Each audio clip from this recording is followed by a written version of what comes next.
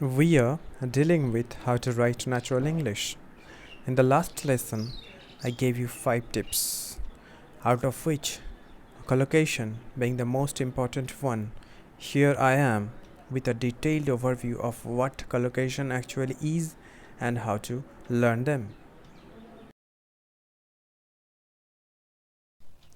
So, what collocation actually is? Let me first tell you, you already know a lot many of them, and even you use them quite frequently in your English, but maybe without being aware of them. My job here is to make you more conscious of them so that the next time you write something, you write the most natural way. Collocation is nothing but the natural way in which certain words pair with certain other words. Remember, not every word blends naturally with every other words.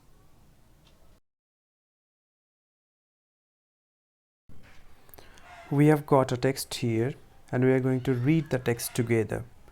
See if you can spot any collocation there.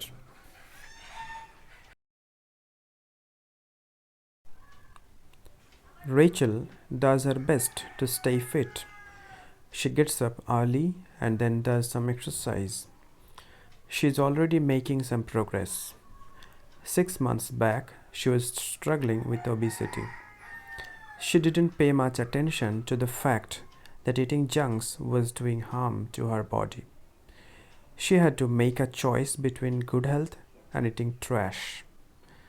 She made a sincere effort to cut down on fast food.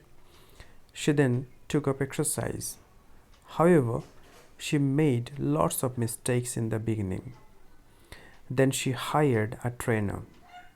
The trainer made all arrangements for her. But some days she would make excuses to skip exercise. The trainer motivated her to be consistent. In a month, she got used to the new routine.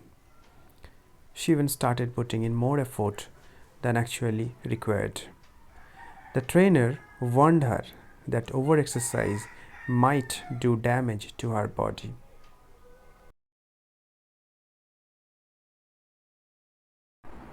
Read the text once again and now with specific attention to the words underlined.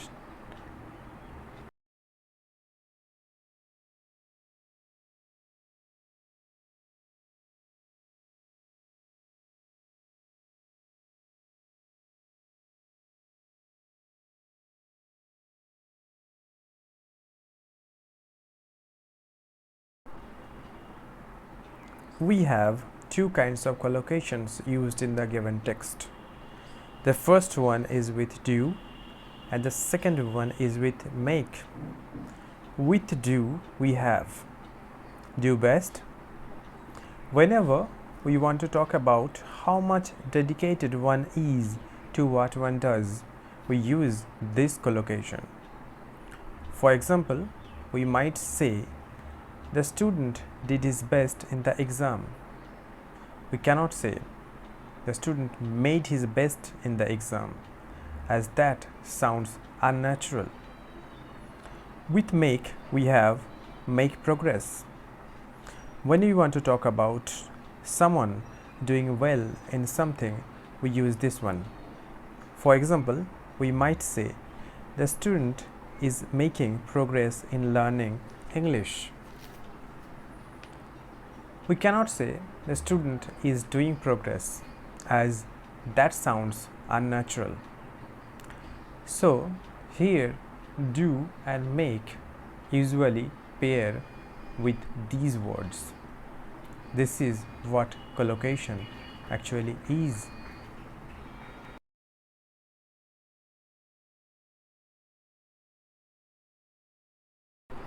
Now comes the question how to learn collocation.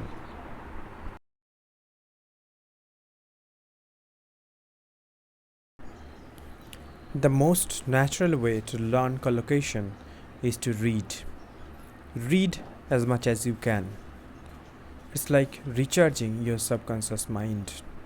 When you read, you replenish your subconscious with words and expressions, and you do it unknowingly. If you read on a daily basis, you would surely see differences in your writing.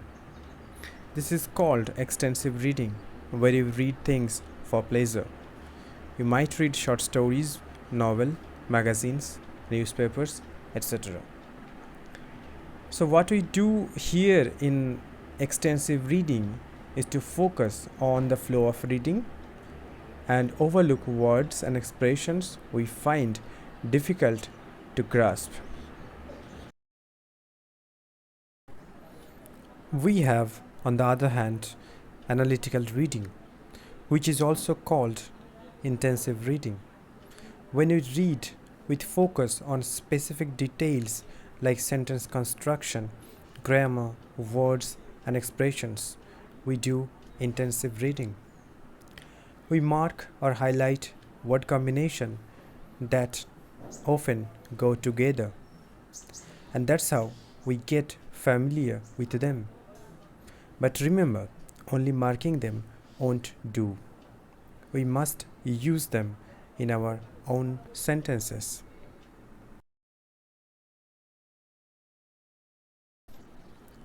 Using a good dictionary where examples are plenty regarding how words are used with other words is quite helpful. We should keep such a dictionary handy, and whenever we come across new words and expressions, we must look them up in the dictionary to find out which other words go with them.